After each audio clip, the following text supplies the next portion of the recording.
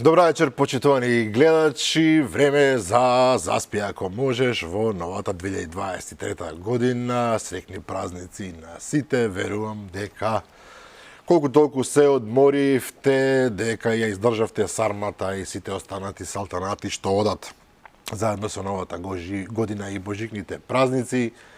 Верувам дека си заслушавте купишта важни вести, поврзани со новата година, со концертите и така натаму. Например, дека Аца Лукас имал проблем на еден концерт, не можел да испее убаво. Колку заработиле некои пејачи од Македонија, колку од регионот, каков дух се носел Перо Антична, ракометен надпевар, и така натаму, и така натаму. Мислам дека сите тие феноменални вести полека остануваат зад нас, а ние се враќаме во реалноста која што искрено се надевам дека во 2023 година ќе биде малку побава од претходната и дека секоја понатамошна година што ќе дојде ќе не биде подобро, но не сум премногу оптимист, значи се надевам, но оптимизмот во случајов не ми е многу силна страна од причина што ја елаборираме впрочем и во претходната 2022 година, зошто, како и што точно ни се случува. Вечерва колегата Горан Мировски ќе ни се јави повторно преку социјалните мрежи, верувам дека веќе го гледаме, јас барем го гледам на мојот екран. Да, еве го Горан, здраво Горан. Добро вечер за сите и среќни празници, нова година, Божич, така натаму и така натаму. Сите здрави, живи, весели во новата година. Да. А вечерва наш гостин во отварање на, условно кажано, не е новата сезона, туку ова полугодие од четвртата сезона на Заспи ако можеше, портпаролот на ВМРО ДПМН Наум Стоилковски. Добра вечер. Добро вечер. До тебе добро вечер, до Горан добро вечер, до гледачите на Алфа телевизија, на вашата ценета емисија. Да посекам среќна нова година, божикни празници на сите гледачи, а особено на Државната комисија за спречување на корупцијата. Има зашто, нема да ми се чудиш. Добро, претпоставувам дека ќе дојдеме до тоа прашање. Она што веќе влегуваме во сериозниот дел се разбира, почетокот на новата година го значија неколку работи, нема да кажувам на меѓународна сцена што се случува, знаете, војната во Украина се заострува, влегува во една нова, би рекол, фаза. Во Бразил имаше вчера, синоќа, еден обид за јас би го нарекол државен удар, иако навистина многу чуден, кој што го вознемири пред се амбасадорот Ивица Боцевски. Поздрав до Боцевски, секогаш навистината задачата кога е поврзано нешто со Бразил, другите така.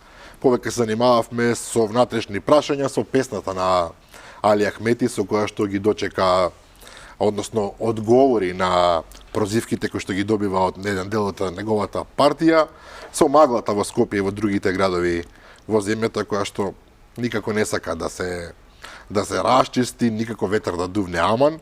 Меѓутоа и со маглата која што се случува на политичката сцена во Македонија, она што денеска би рекол веќе ја отвара практично приказната Стоилковски е најавата од амбасадорката на САД Агелер, дека веќе во среда доаѓа господинот Шоле, советник во Стейт департментот, и интересно изјавата на министерот за надворешни работи Бојар Османи, дека тој лично очекува дека Шоле би можел да дојде со листа на санкционирани луѓе. И само да кажам во исто време дека и Девид Гир, евроамбасадорот, исто така порача денеска, веројатно не случајно, дека целата 2023 година би требало да биде посветена на реформи и на борбата со корупцијата. До каде сме реално?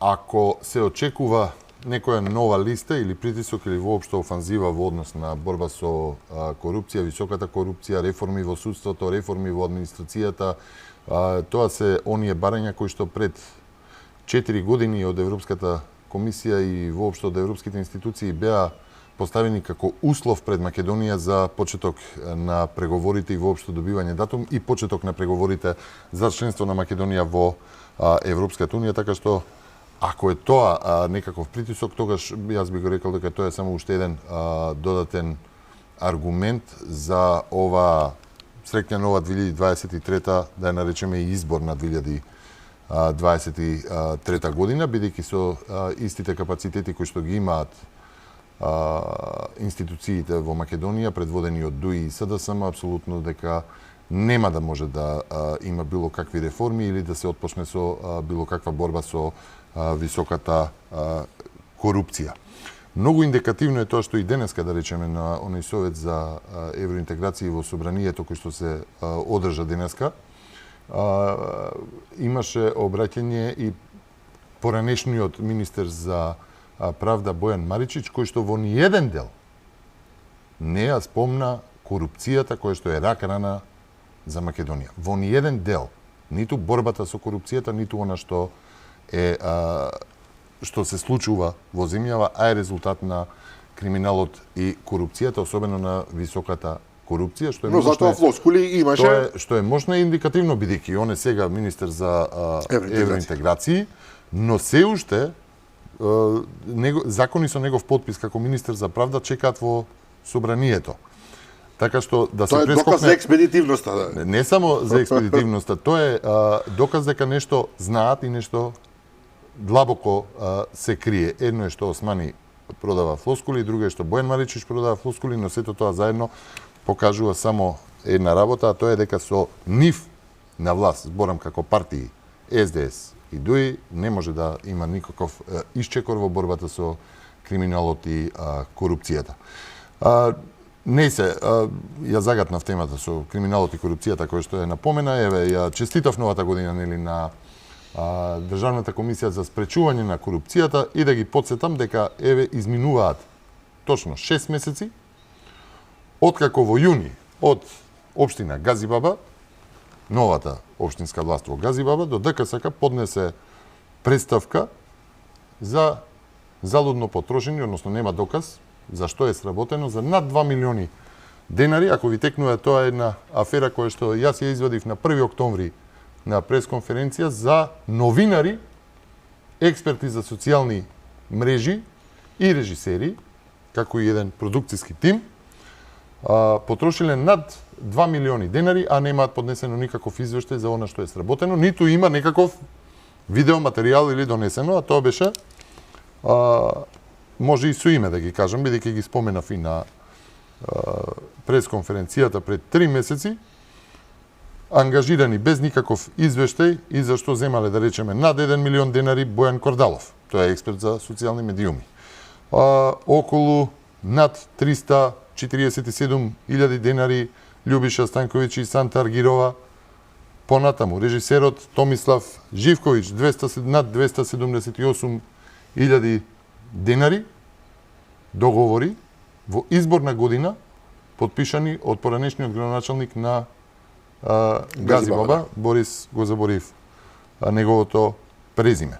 Беше поднесена представка во јуни. Во октомври го споменав на пресконференција дека изминати се 3 месеци, а нема никаква реакција од таму, како ни за оние четворица кои што земале половина милион денари за проект, филм, документарец, документарна серија, убавините на Газибаба, од кој што нема апсолутно ништо, ниту снимка, ниту некаков извештај за што се земени. Во превод би дошло дека парите буквално биле дадени така за Па сега, ако нема резултат од она што е дадено, нема ниту нема извештај, проект, нема извештај. нема извештај ниту како оној што беше од партијата на пензионерите, ако ви текнува во Министерството за одбрана дека агитирал да се гласа, ви Како се не? сеќавате. Нема ни беше таков популарен извештај. на Фејсбук, да. Така, проверив во општина Газибаба, нема никаков документ стигнато од ДКСК, а што е мощно индикативно, знам и каде е предметот, и ке кого стои предметот, и кој е задолжен од комисијата за да го средува. Ми исконтактира после пресконференцијата, рече дека ќе се ангажира, еве поминаа тогаш 3, сега 6 месеци, нема никаков резултат за овој случај, кој што не е нималку банален ниту мал, но еве како еден показател каква е борбата со корупцијата во Македонија. Да. Добро, ова е само еден пример. Горан, и ти имаше своја не представка, туку јавна понуда до државната комисија за спречување на корупција и вадеше цели хамери овдека во емисијата покажуваше со точни податоци од еден случај, меѓутоа мислам дека и од тоа ништо не се случи. Сакам да кажам, ако седиме да набројуваме само примери за можна корупција во Македонија, ќе не требаат емисии во кои што само тоа ќе го правиме, ќе набројуваме. Меѓутоа прашањето е веројатно што сега откако еве Шоле ќе дојде за 2 дена и откако американците и европјаните покажа дека не се откажуваат од намерата да дисциплинираат владата, ако смеам така да го кажам така. Ако ме дозволиш прво, околу велиш ние само зборуваме, не е баш така, после таа наша емисија во јули, на почетокот на јули, каде што зборуваме за случаи за трговија со влијание, најтешко докажливо дело во областа на корупцијата, во кој што се инволвирани двајца високи државни функционери, едниот е Фатмир Битики, подпредседател на владата од СДСМ, и вториот Ерол Муслиу, шеф на агенцијата за разузнавање, исто така од СДСМ, кадар на Стево Пендаровски, чии што сопруги се дел од концерн кој што добил над 600.000 евра од странски донатори. Внимавајте, Фатмир Битики бил на состанокот на владата, каде што се одлучувало за парите кои што ги добила организацијата на неговата сопруга. Ако се сеќавате, тогаш и тужба против мене, но тужбата се уште ја нема. Јас јавно тогаш му порачав да повели да се тужиме за да видиме до каде работат. Фатмир Битики го нема се уште со тужба и претпоставувате зошто го нема, затоа што знае дека човекот сгрешил. Јас имам информации дека антикорупцијската комисија веќе 6 месеци спроведува, 5 месеци, околу 5 месеци спроведува веќе истрага за оваа работа. И за жал се плашам дека се истражува овој предмет со цел да се стави под тепих. Тие мислат дека ние ќе заборавиме. Еве, да кажам уштиначка, нема да заборавиме.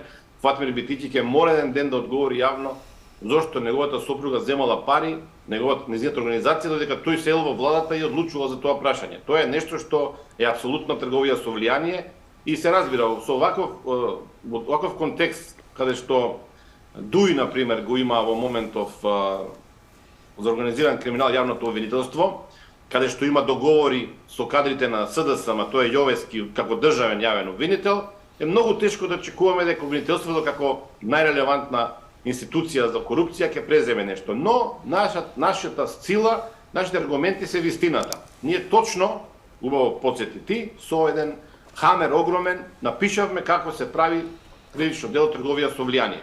Понатаму е прашање за институциите. Доколку Муслиу и Битики мислат дека се во право, ја повторно ги повикувам, нека не тужат, тоа што го објавиме да видиме на суд што ќе се случи. Но, се разбира, Битики има и друг тука проблем, има кривично дело направено друго во овој случај, така што ќе разговараме на темата, не застарува тоа кривично дело. Сега околу странците и нивниот обид да прикажат дека се занимаваат со помош на Македонија во битка со корупцијата.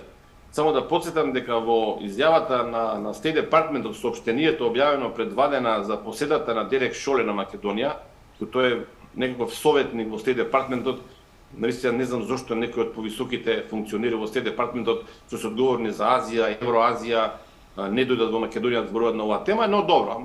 Вашингтон го овластил Шоле да расправа за македонските работи и ќе дојде во недолава, нели, во среда и ќе разговара тука.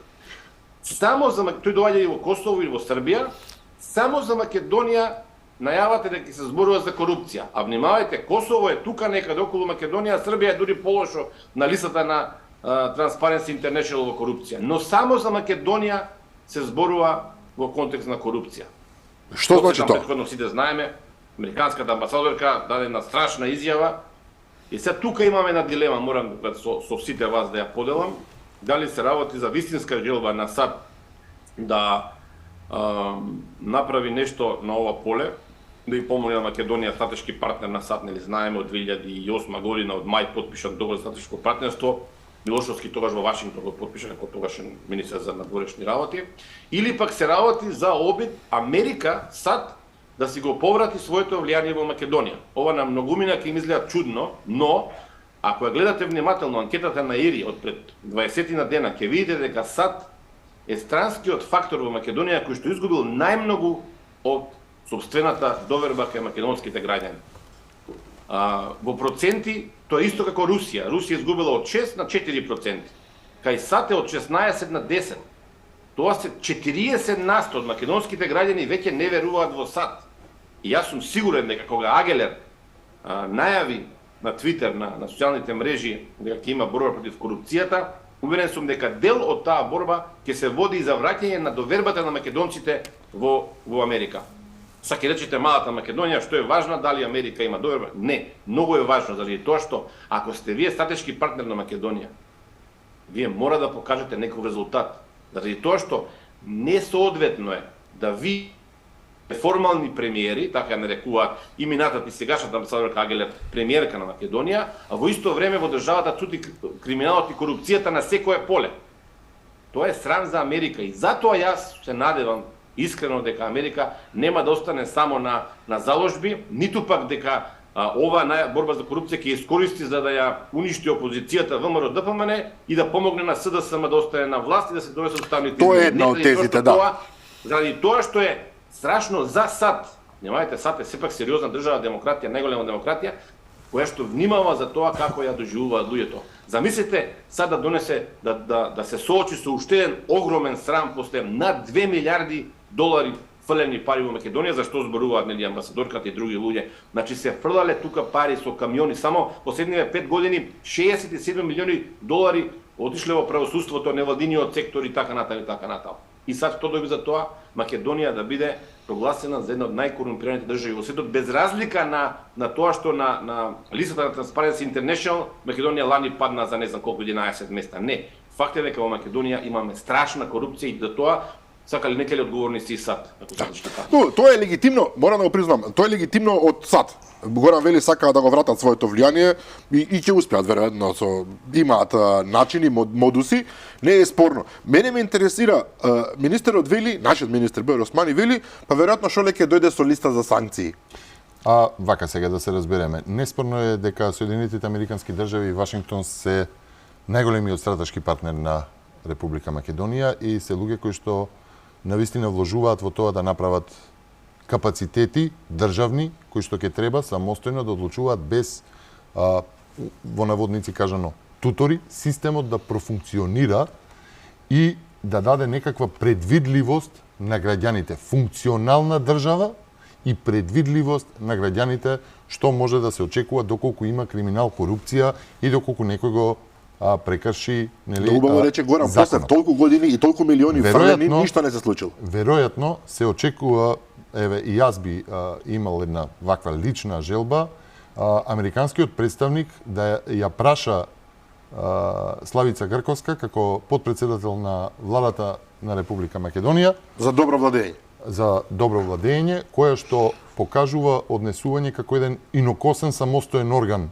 независен од власта, независен од судството, независен од јавното обвинителство, како три столба на владење на правото, кое што пред повеќе недели најави дека има сознанија и има случај разработен за тројца високи функционери во власта за криминал. И потоа ништо.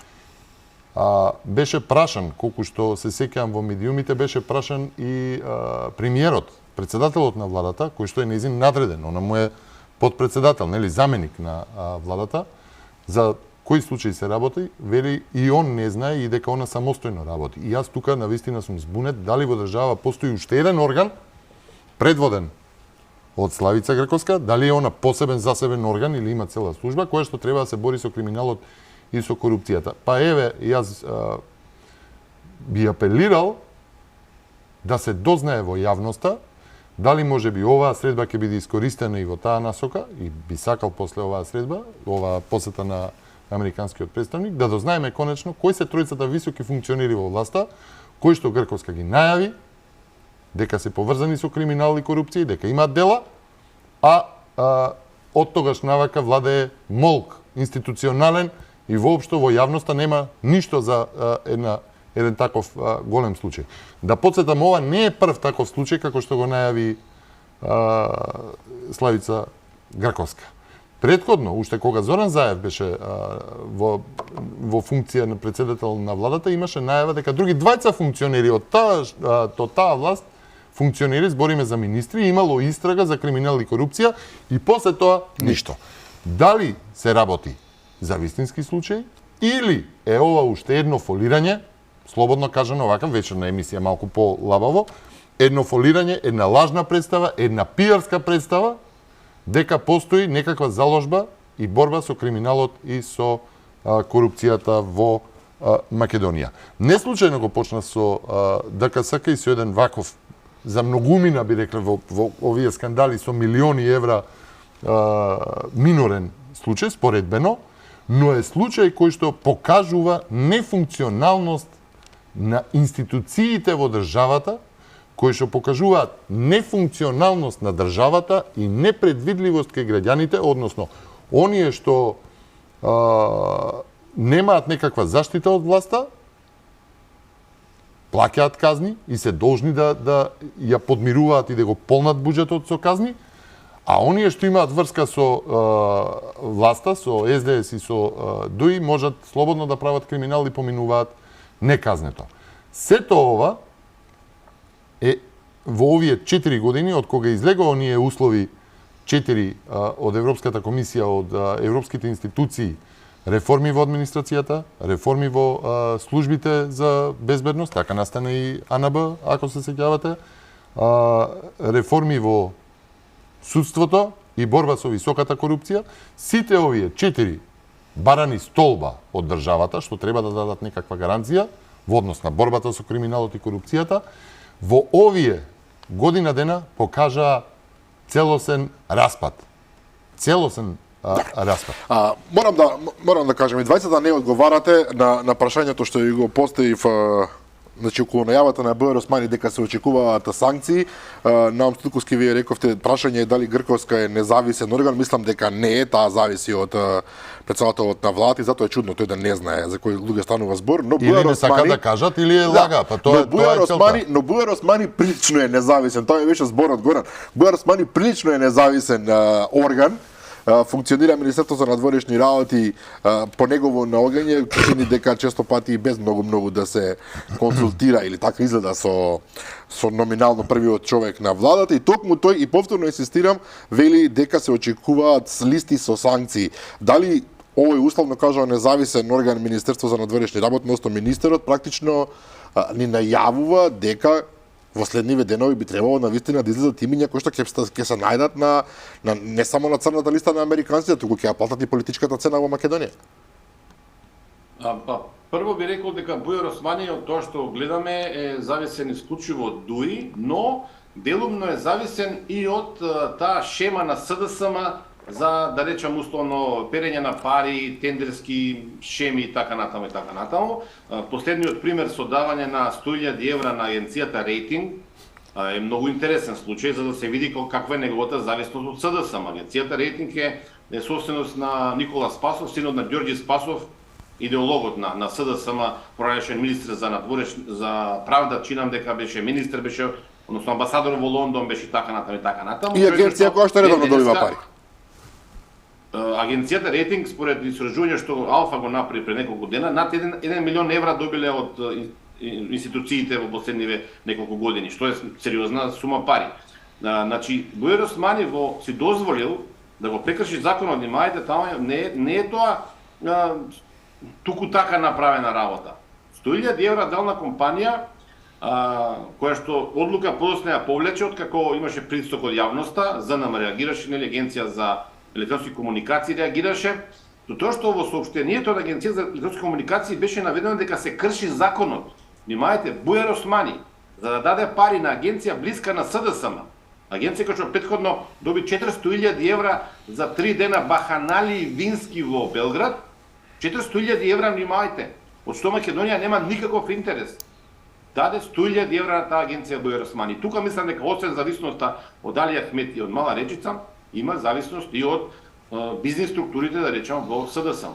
Ако може само, Горан, ако може само да се надоврзам, помалку познат факт во јавноста е дека шефот на кабинетот на Димитар Ковачевски, Мартин Попов, е поранешен вработен во Рейтинг.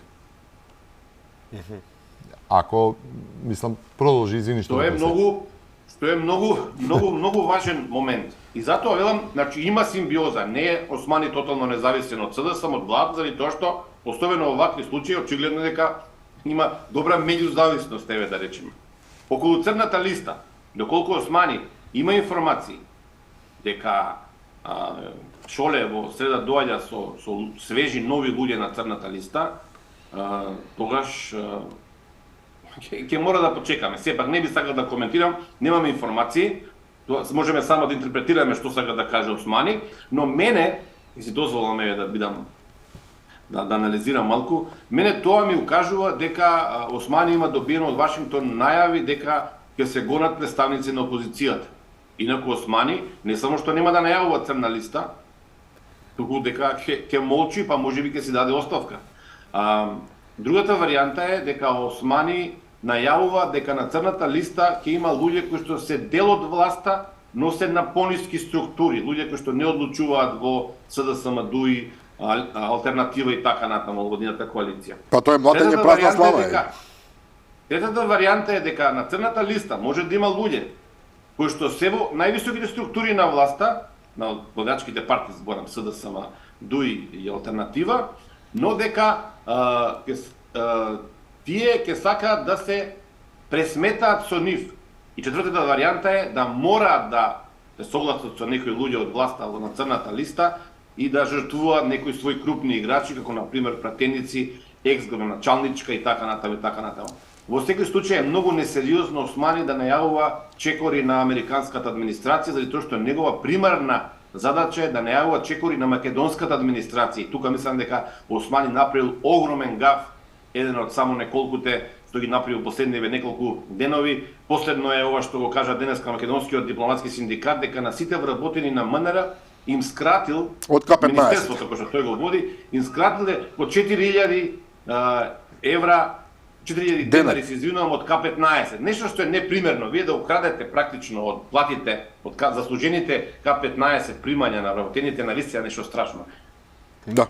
Па добро, тоа нема да е прв финансиски скандал на Министерството за надворешни работи. Ако се сеќавате, пред повеќе месеци остана и без здравствено осигурување. Ако не ми текнува точно кога беше, но знам дека таму многу често има такви финансиски скандали со скратувања, со полнење на администрацијата во Министерството за надворешни работи преку тајните патчиња на ДУИ, како што нели беше она ваша колешка Бесмира Јупи, која што преку она Министерство на кажи го Артен Груби успеа да влезе во МНР, таму влезе нели и сопругата на Мартин Костовски, пратеникот на СДСМ во собранието, исто така преку тајни патчиња кои што едноставно го оптоваруваат буџетот на Министерството за надворешни работи и не ме изненадуваат вакви зафати од една институција како Министерство за надворешни работи.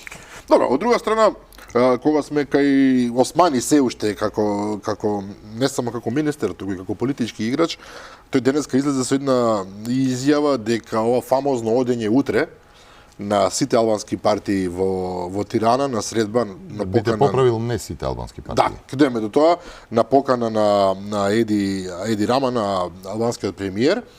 Рече дека да не се прави фама околу тоа во јавноста, се работи нели за новогодишна средба. Меѓутоа ние како општество имаме одредени трауми од тие и такви средби. Се уште се сеќаваме на така наречената Тиранска платформа 2016, ако не се лажам. Сега ова се повторува, да, БЕСА, опозицијската партија БЕСА изјави дека нема намера да седи. Сега тоа малку и не е сосема јасно, велат немаме намера да седиме на иста маса со Али Ахмети, иако ја примиле и ја прифатиле поканата. Сега малку не беше ова сосема јасно, дали они воопшто ќе се појават во Тирана или ќе дојдат таму, ама нема да седат на иста маса со Али Ахмети. Како и да е, таа средба таму ќе се случи. Не сме на чисто, освен ова изјава на Бојар Османи дека нема ништо посебно, дека нели за нова година ќе се видат. Меѓутоа се поставува прашање во јавноста што е суштината, што е позадината на цела оваа приказна.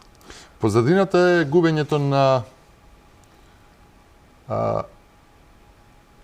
популарноста, вредноста, она што е разликата помеѓу јавните настапи и дискурсот на ДУИ и реалноста кој што го живеат граѓаните во Македонија без оглед на верска и етничка припадност. Албанците во Македонија апсолутно живеат лошо како што живеат и македонците, можеби и полошо, бидејќи оној притисок политички е многу поголем. Она што го прави Али Ахмети е јасно дека човекот има две машни вратоварски во своите раце. Едната е на Димитар Ковачевски, кој што му ги исполнува неговите бизнис желби и апетитите на Дуи како партија да стане помокна, а втората машна вратоварска е онаа на Димча Пасиев, кој што мора да глуми патриот, со, нели, да му даде залак, да му фрли нешто за што он би се фатил и би било ваква, од друга страна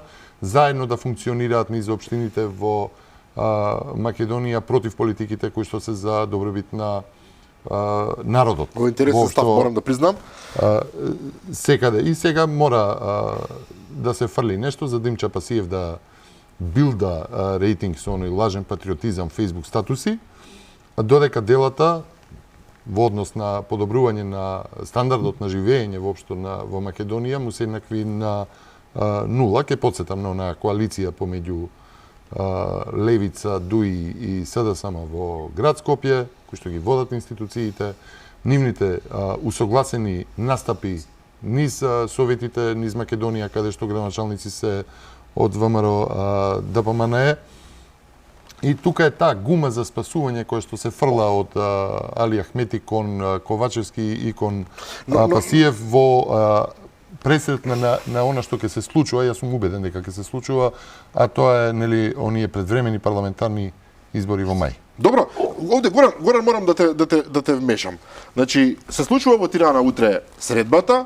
Една од тезите дека Еди Рама само сака да покаже кој е условно кажано вистинскиот шеф во целото албанско политичко милје на Балканот, што теоретски вака би можело да држи вода.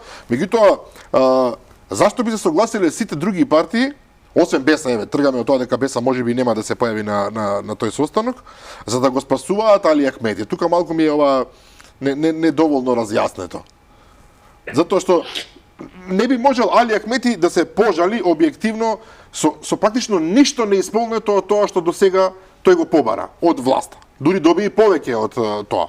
Мислам дека се понатаму од ова е луксус што не може дури ни да албанците да си го дозволат. Само СДСМ нема став во однос на овие прашања. Последно прашање тука Горан сакам да искоментира на Експрес порталот пишуваше дека е навистина чудно на средбата во Тирана не е поканет само Димитар Ковачевски од сите албански партии, односно високи лица во Македонија.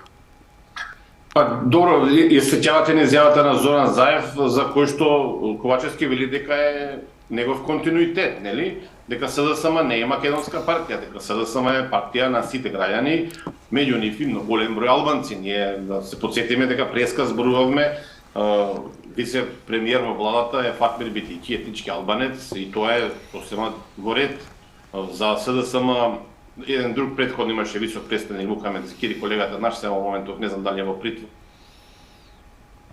Се случува со кривични дела, казни затвор и така натаму. Мојот ми е дека голем дел од македонските албанци гласа и се уште гласаат за СДСМ, и тоа е нешто што е гордост за СДСМ и така треба да биде. И од тој аспект, навистина е интересно зошто Ковачевски не е повикан во Тирана како лидер на партија и на македонските албанци. По тој критериум Ковачевски морал да биде таму, освен ако Ковачевски нешто не треба да знае што таму ќе се разговара. Инаку зошто не би го викнале? Денеска слушнав, не знам дали Османи го кажат или некои од албанските првенци, дека била новогодишна средба. Да, го спомнавме тоа, го искоментиравме Горан додека менувавме линија. Да, тоа значи дека на новогодишна средба се зборува за убави желби, за здравје, за среќа, за бериќе, така натаму, и Ковачевски нема никаков проблем да биде таму, дури тоа би било и одлична порака за сите нас дека таму не се случува тиранска платформа број 2. Па прашање е дали таму ќе се Али Ахмети, да речеме, како најголем овака покровител, сега малку овака карикирам, нели, на албанците во Македонија, нели, впрочем е и не многу застапен и е во власта долго време, има политички партии од кои што те се опозиција, те сакаат да бидат дел од власта, односно да бидат дел од коалицијата криминална ДУИ СДСМ. Прашање е дали таму всушност ќе се збори и Али Ахмети ќе ми објаснува зелената агенда или ќе дојде на својот, ајде, како да го наречам сега, дали ќе му ја тупне некоја нова платформа на маса на својот помошник Ковачевски. Мислам, нема друго што би се зборувало во Тирана за македонските прашања, а само да нема никаков проблем со тоа, ниту некаква реакција. Зошто за прашањата кои што се однесуваат за Македонија, па председатели на политички партии од Македонија одат на консултации во Тирана. Нема никаква политичка оправданост, единствената оправданост е на националната, дека не знам Албанија е покровител на сите, условно кажано, на сите албански политички движења на регионот, меѓутоа ние имаме право да прашаме како држава зошто тоа се случува, бидејќи да не заборавиме, сите овие партии, нивните функционери земаат плата во Македонија, осигурани се во Македонија. И јас и ВМРО ДПМН сметаме дека единствена платформа и единствен договор кој што треба да биде направен помеѓу партиите во Македонија е договор за обединување против криминалот и корупцијата, а сето тоа со договор за предвремени парламентарни избори некаде во мај. Да, ајде кога сме кај тоа. Повели, не се додаде. Не се доискаже. Со неповикување на Ковачевски, кој што де факто е лидер и на македонските албанци, некој намерно создава стрес во македонското општество и страф од нова тиранска платформа. Ти велиш дека Али Ахмети ДУИ добиле се што може да добијат, не е така. Али Ахмети има идеја, има агенда за влез во енергетскиот систем во Македонија како политичка партија, не како приватно лице. Добро, од друга страна се извинувам, најпрв ми беше пуштена некаква патка, би рекол, во јавноста, дека таму би можело да се зборува за федерализација на Македонија. Ова го кажувам баш токму поврзано со ова ти сега што го рече, а потоа веднаш беше исто кулуарски објаснато дека нема никој да бара никаква федерализација, во смисол смирете ги духовите, нема да дојде до тоа. Но ако вака го загледаме ова низ призма на ова ти што го зборуваш сега, таа патка е сосема јасно поставена. Знаете што, и јас не верувам дека таму ќе се зборува за федерализација, но со фактот што лидер на македонски албанци, а тој е лидерот на СДСМ Ковачевски, не е повикан во Тирана, тоа се упатува порака со тоа дека во Тирана се зборува за некакво се албанско, ајде да не кажам обединување, некаква се албанска агенда. Од друга ситуација, зошто таму не се повикани лидерите на косовските албанци, на пример? Тоа ќе го разбере, ете, сите албанци од регионот, и од Грција, да беа таму присутни. Од Црна Гора. Она што е интересно се каже, тоа и она што го нагласуваме и како партија е дека всушност ДУИ е таа што е предводник во оваа владина коалиција. Ковачевски се одржува на премиерската функција со самото тоа што ги исполнува сите бизнис интереси на ДУИ и го зацкрива криминалот и корупцијата на оваа власт. Така што апсолутно нема, ако веќе не влегувам во одбрана на Ковачевски она што ти го пласираш, но тоа зато и така реков, ќе дојде Али Ахмети од Тирана и ќе му ги стави на маса на својот послушник Димитар Ковачевски она што треба да го исполни од таму во однос на бизнис интересите и релациите, бидејќи како рече сака да влезе како ДУИ во енергетскиот сектор. Сакам само уште една работа за оваа тема да кажам. Практично во Тирана во среда ќе се случува меѓувладина албанско-македонска конференција на која што не се присутни македонските министри. Ковачевски, веројатно македонец по етничка припадност, Маричич не знам што е, македонец или србин, не е важно, но практично во Тирана се случува средба на представници на владата на Албанија, Еди Рама, нели, ќе биде таму со веројатно со своите соработници и членови на македонската влада кои што, значи меѓу тие луѓе кои што там Африн Гаши, нели, кои што дел од едната коалиција, и Али Ахмети кој што ја води владеачката партија во Македонија. И тоа е нешто што не смело да се случи. Сега допрва треба да истражуваме за тоа каква е улогата на еден голем албански бизнисмен или да кажам албанска бизнисменка голема, која што има своја улога во откуп на локација за здравствен објект во центарот на Скопје, каде што се инволвирани пронајшен македонски премиер од ЦДСМ, пронајшен министер за здравство од ЦДСМ, дали на средбата во Тирана и претходила друга средба на Али Ахмети во еден град во Јужна Македонија и така натаму и така натаму. Каква е врската помеѓу Лиле Стефанова, обвинителката во повеќе контроверзни предмети, со шефот на јавното видео за организиран криминал и членови на семејството на Али Ахмети и така натаму и така натаму. Многу прашања се во игра, многу прашања за кои што јас лично истражувам и ќе бидат објавени, се разбира, сите овие работи кои што ги истражуваме. Која нарачува средбата во Тирана, ако сакате, каква е улогата на Сорос Албанија во таа средба, многу други прашања, зашто се случува еден ден пред да дојде овде Шоле од Вашингтон. Има многу прашања за кои што одговорите се тука, ги проверуваме и нашите гледачи ќе бидат информирани. Подоцна се радијат ми дадете можност да кажам уште една работа која што е и политичка и лична и би рекол неетичка и мизерна, но еве да оставиме нешто за крај на емисија. Добро, се уште имаме, мислам, простор до рекламите. Го загатнавме моментот со предвремените парламентарни избори. Стилковски, лидерот на ВМРО-ДПМН Христијан Мицкоски излезе со една изјава која што и потоа повтори, се разбира, дека во мај би требало да има предвременни избори, дека за да се оствари тоа треба сега во јануари, во февруари да се... Во јануари да падне договор, февруари да почне онаа законски техничка влада, доаѓаат периоди на 2 празници на Рамазан и на Великден и веднаш после тоа до средината на мај да се одржат... Тоа е техникалија. Ние овдека зборуваме тоа е патоказ, тоа е гантограм на случување. Тоа е во ред, меѓутоа за да се случи тоа мора да се исполнат одредени норми, а клучната норма е да се обезбедат 61 пратени кои што ќе изгласаат распуштање на собранието. И остана некако да лебди тоа веројатно во воздухот, дали се навистина ВМРО-ДПМН ќе успее да ги добие со оглед на тоа дека од Ковачевски веќе по не знам кој пат беше промптно објавено дека ни на крај паметне им е да има избори во 2023 година, дека тие ќе чекаат до крајот на мандатот. Видете, Драган, Ковачевски веќе не е фактор на политичката сцена во Македонија.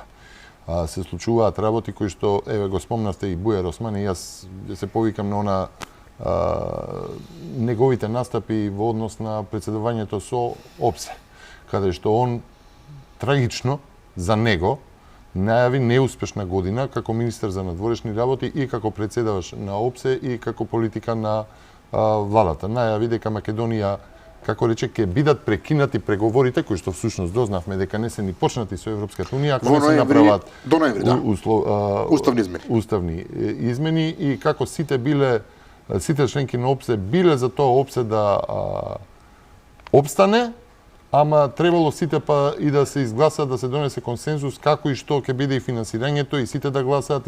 Нема наследник, еве, се уште не е избран наследник кој ќе дојде после. А тоа е нешто што се подразбира. Што се подразбира и оди многу однапред за како за една организација како ОПСЕ, што значи ниту како ќе потроши 5 милиони евра. Ниту како ОПСЕ ќе направи, не очекувам да направи некој успех, ниту пак ќе се случат оние уставни измени, ниту пак Македонија ќе ги започне преговорите за кои што он тврди дека се започнати, бидејќи пред Македонија стои услов, нели? Да го смениме уставот. За да почне ова. Но сето тоа е многу измешано. На уставот нема да се случи. Донесен е буџет кој што е планиран врз основа на закони кои што не се донесени и нема ни да се донесат. Планираниот буџет кој што е изгласен и некувака само накусо за една слика да се добие е проектиран врз основа на оние даночни реформи кои што требаше, нели, беа најавувани за прогресивниот данок. Колку пари би се влеале во буџетот со тој прогресивен данок. Промена на данокот и даночните стапки нема. Значи во самиот старт се утнати промашени цифрите за тоа колкав ќе биде приливот. Од друга страна, ниту е развоен, туку станува збор за еден инфлаторен буџет, односно државата ќе прибира пари по основ на поскапени цени и по основ на со поскапените цени поголемо ДДВ, данокот на додадена вредност. Што значи тоа? Тоа значи богата држава, сиромашни граѓани. И неминовно е за спас на државата да дојде до избори, бидејќи вака не може да се продолжи без економија, без реформи во правосудниот систем, со растечка криминал и корупција, за кој што, мислам, имам кус дел кој што сакам да го објаснам до каде системски е разорена државата во однос на овие 4 прашања кои што ги споменав од 2018 година. И апсолутно нема никаква гаранција во однос на ниту просперитет на државата, ниту кон интеграцијата. Нема нешто што води кон функционална држава и Македонија се празни.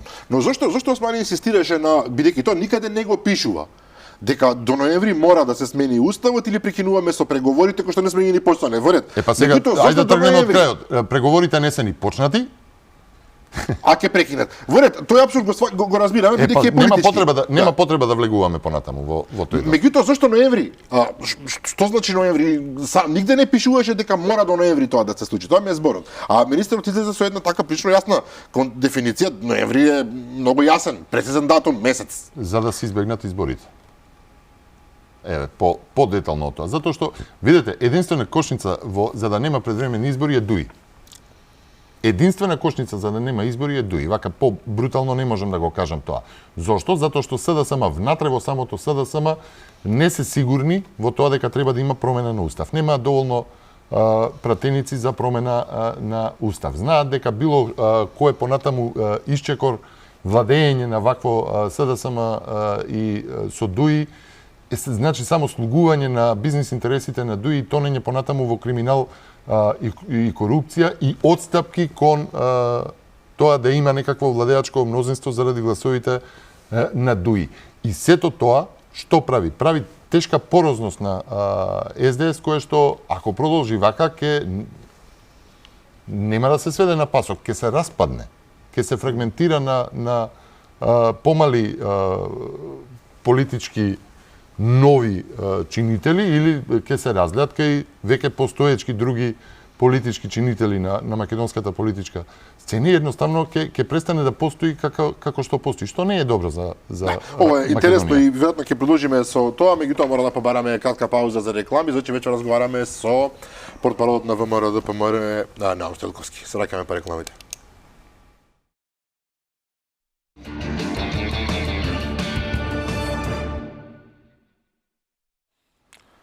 Продолжуваме со вториот дел од првата емисија во новата 2023 година. Разговараме со портпаролот на ВМРО ДПМН Наум Стоилковски. Горан ни се придружува преку социјалните мрежи. Запревме кај состојбата во владата и тука морам да го искоментирам барем на кратко, односно ќе побарам одговор од вас, Стоилковски. Колегата Бранко Геровски неодамна излезе со еден фрампантен напис дека се случува лом во СДСМ, се разбира вие како партија во принцип и немате што со тоа, би рекле, веројатно одговорот е нивна внатрешна работа, меѓутоа сепак еден фрапантен напис дека всушност во СДСМ на Ковачевски му се случува еден мини пуч предводен токму од неговиот претходник и неговиот ментор Зоран Заев.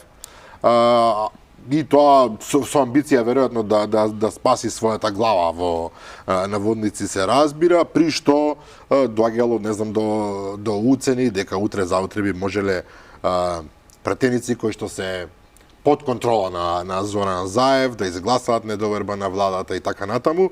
Нешто што јасно покажува, не сум сигурен се разбира, СДСМ не демантира, некако сето тоа остана да лебди во воздухот, освен кога министерот за внатрешни работи Велимир Спасовски кој што се спомнува како еден од тие што треба да исчезнат од политичката сцена, односно да престане да биде министер, кој што исто така не демантираше јасно, туку рече оставам на Ковачевски да каже. Целата таа работа остави многу прашања, мора да се признае. Наместо одговор за состојбите во СДСМ да дадат самите од СДСМ, нивниот МОЛК само потврдува известни написи во јавноста во однос на случувањата таму кај нив, што од друга страна нас како политичка опција ни одговара нивниот распад, ако веќе разговараме чисто политички, но не е добро за државата да Онда продолжувам каде што застанав за една политичка опција како СДС да до толку се дефрагментира и да се растури. Но наместо анализа за ова што вие го кажувате за состојбите во СДСМ, ќе напоменам и во однос на она што се случува во собранието кај пратениците. Среде најголемата расправа за тоа дали сега веќе поранешниот републички главен обвинител Јовески ќе биде дел од Уставниот суд или не, излезе оној како реков инокосниот орган Славица Грковска кој што вели нема потреба или е срамно Јовески да биде сега дел од Уставниот суд. Со што, пазете, трае дебата во собранието, каде што пратениците на СДСМ жолчно го бранат ставот дека тој треба да биде дел од Уставниот суд. И излегува подпредседател на влада и вели тоа не е добра идеја. Тоа не е добра идеја. Што ви кажува тоа за состојбите во СДСМ? Дека има разногласие и дека е работата многу подлабоко распадната од колку она што се прикажува во јавност, дека се една хомогена структура и маса. Апсолутно таму владее едно разногласие. Апсолутно пратениците на СДС не се убедени дека менувањето на Уставот како еден од условите што го предочува за губење на преговорите на Бујар Османи, се повикам нели изјавата, дека е последното нешто што треба да се направи за Македонија да отпочне конечно преговори со Европската Унија, ниту пак дека ќе сопрат оние бизнис интереси на ДУИ кои што Ковачевски им слугува и ги исполнува како услов за обстојување на оваа власт во таква каква што е криминогена и со висока корупција. Нормално е дека Оливер Спасовски како министер со 7 годишно искуство и министер во кој што во чисто период на владење има толкав скок на криминалот и корупцијата, дупло повеќе потона од некаде 60-то место до да дојде некаде 111-то, 120-то место на оние меѓународни мерења, да се појават скандали за кои што никаков момент нема за некакво вистинско судско решение, а тука ќе ги напоменам, 4.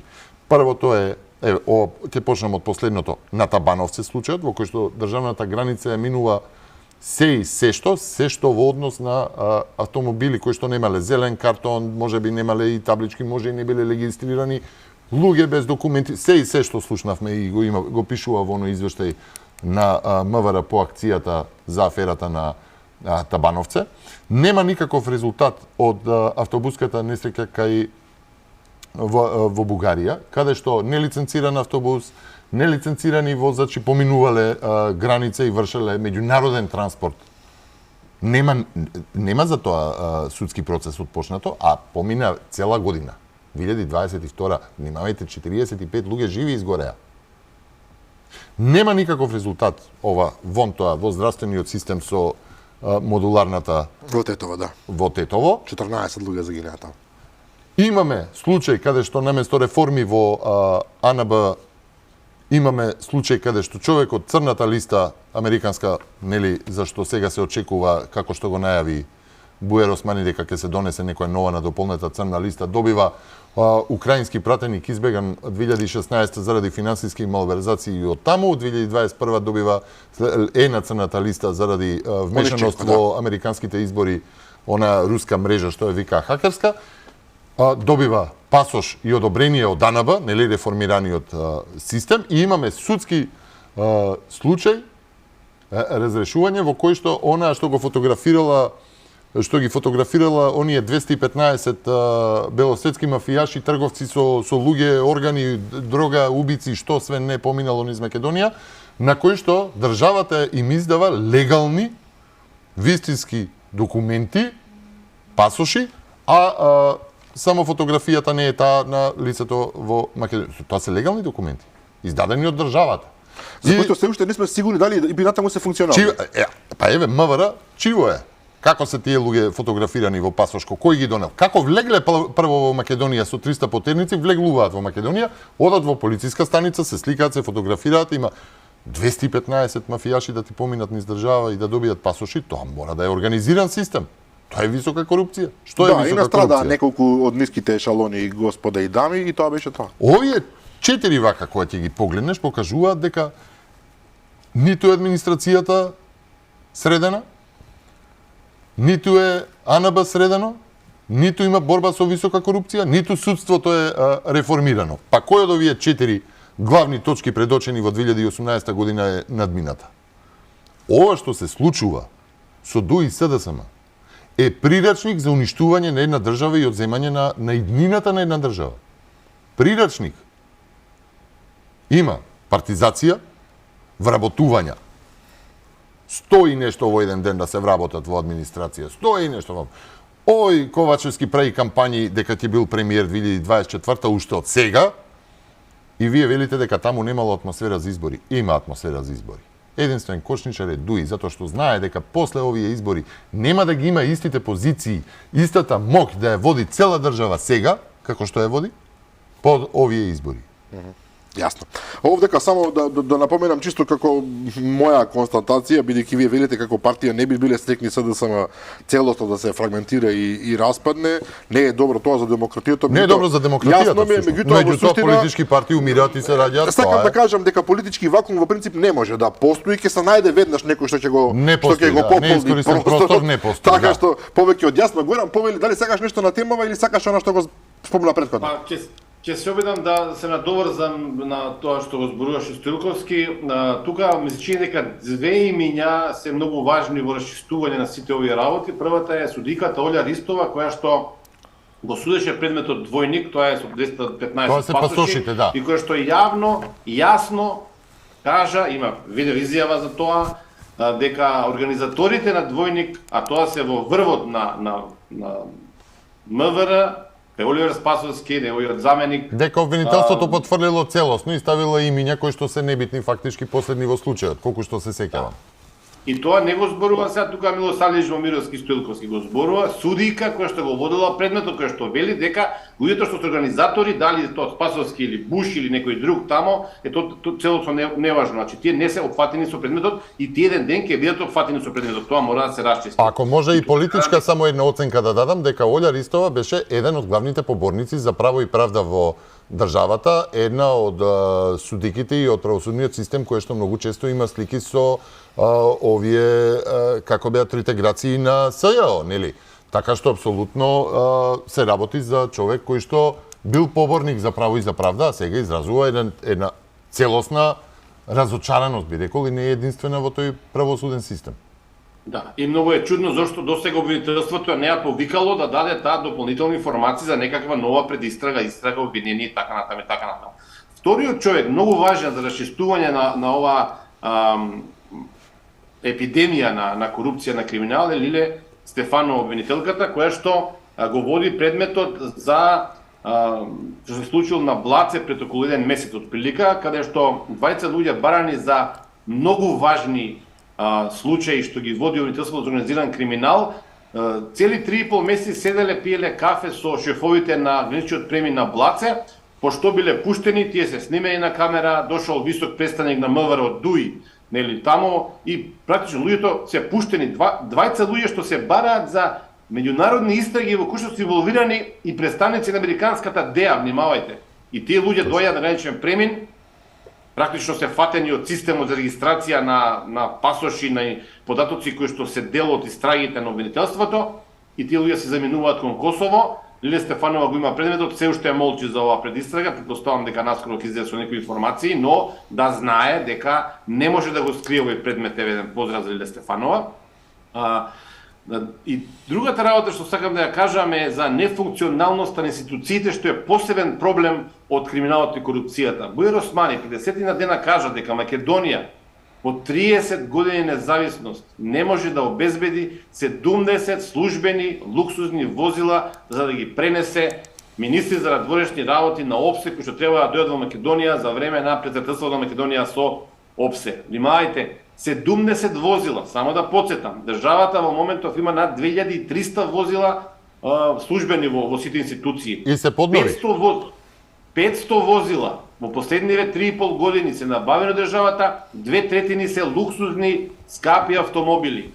Јас пред неколку дена напишав еден пост на Facebook, кој иде вирално, морам да признам, каде што му давам на Османи решенија. Ниеден од тие министри нема да се налути ако се вози во автобус на Ван Хол, фабриката што е во Бунарџик во Скопје, на пример.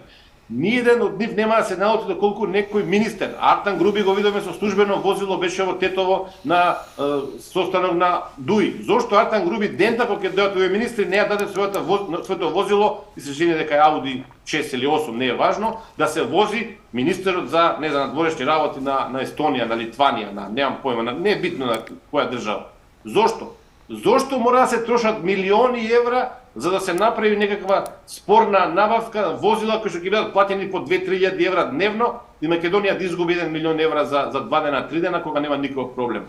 И на крајот, уште една работа, ако ми дозволите само, во каква ситуација Македонија може најдобро да се види од трите примери во кои што се инволвирани три водечки политички фигури во државата. Зоран Заев, чиј што син јавно влегува во бизнисот со струја по наполнување на 18 години. Сопругата на премиерот Ковачевски, не сега името да го спомнам, жената не ми е ништо крива, меѓутоа Ковачевски е одговорен што таа влегува во бизнис со струја. И на крајот синот на Али Ахмети, кој што пред 7-8 дена разбравме дека исто така влегува во бизнис со струја.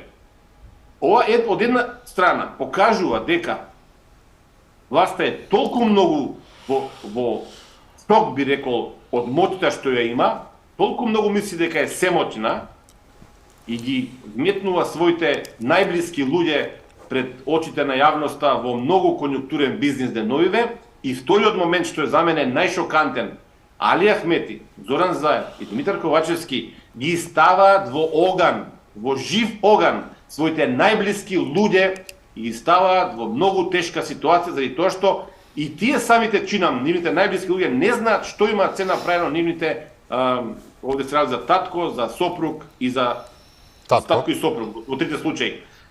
Муабетот ми е дека Ахмети, Зоран Заев и Ковачевски немаат веќе други блиски луѓе што им се нафаќаат да ги водат бизнисите во нивно име. И тоа е најдобар показател во каква ситуација Македонија. Ќе зборуваме и понатаму на оваа тема, ова е сепак само прва емисија. Ова би рекол е мощно интересна една ситуација во која што дали не се нафаќаат или сакаат да се обезбедат лично за своето семејство, предвидувајќи брз крах во своето политичко влијание и политички живот понатаму на оваа тројка што ја спомна. Но од друга страна, ако веќе спомена за некаков срамно именување и некакви други врски, би требало да се заангажираат и органите, да речеме, за обвинувањата за судски бизнис притисоци при изборот во судскиот совет, кога и пред време се замина Црвенковска, која што нели обвини за судско бизнис притисоци врз функционирањето на судскиот совет. А кој би биле судско бизнис врски без политичка позадина во македонски услови зборуваме. Значи, тоа е еден блам. Изборот на нејзината заменичка апсолутно беше скандалозен. Изборот на јавниот обвинител апсолутно беше спорен. Веќе нема... тука јас препознавам нешто друго, поставување на контури во кои што токму оваа тројка би била заинтересирана да има своји луѓе на тие позиции, за да може некако да се спаси од една средба со правдата во државата, нели? Ако тука го земеме и оној скандал што се случи со Академијата за суди и јавни обвинители, понатаму именување повторно на прв човек на таа академија, така што Горан апсолутно не ти е далеко од вистината, барем според мене, ова теза дека гледаат спас, а дека другите немаат доверба и мора да ги стават своите луѓе блиски, но од друга страна мислам дека се и свесни дека многу брзо може да заминат далеку од очите на јавноста. Но јас сепак тука сум малку, имам една верба дека не може се да остане сокриено. Така слушнавме и за еден висок функционер дека децата му ги собирале парите од мекици, ако се сеќавате, па и тие не останаа заштитени. Да. Горан, ти благодарам за вечерва, на Стилковски благодарам и на вас за гостувањето во првата емисија од новата 2020. Се надевам нема да чекаме цела година за да ви гостувам пак. Ке видиме, ке најдеме простор. А може би Горан ке седи од протива. Да, наскоро Горан ке се појави, се разбира, тука во студиото на Заспи, ако можеш, почитувани гледачи, тоа беше... Само ако може, извини вака, на крај само, ако го започнав со ДКСК, би сакал и на крај да завршам со ДКСК, чекам разрешница за, ако може, исто уште еден скандал, а тоа беше она набавка за битуменот, уште еден огромен скандал, кој што да речеме, има огромна разлика од 10.000 евра по една цистерна набавка, околу 4,1 милион евра разлика за набавка на битумен, која што ја пресметавме и тоа е еден огромен скандал. Да, ДКСК има отворено предмет и се уште работи кај на тој предмет повеќе од половина година. Би сакал да го види светлото на денот. Ви благодарам. Да. Ете, го оставивме на Стилковски да ја докажи последната работа што ја имаше за вечерва. Верувам дека има уште многу, меѓутоа толку помина времето, почитувани гледачи, тоа беше се за вечерва. Утре во 15 часот, знаете, репризото издание на оваа емисија, утре вечер повторно во 20:30 со мене и со Горан Мамировски. Имајте пријатна ноќ.